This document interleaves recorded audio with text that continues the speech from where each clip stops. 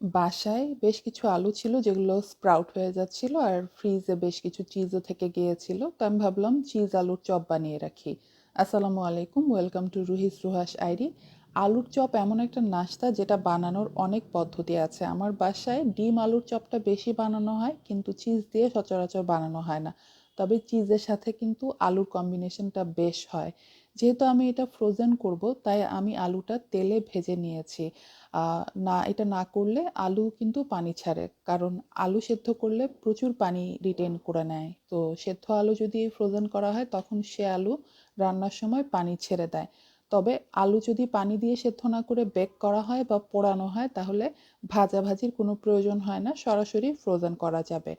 আমি বাটারে একটু আদা রসুন দিয়ে প্রথমে সটে করে নিয়েছি। এরপরে আমি এটাতে হচ্ছে চাট মশলা ব্যবহার করেছি। এই দুটো জিনিস ব্যবহার করলে খুব ভালো একটা রেজাল্ট আসে, টেস্টটা খুবই ভালো হয়।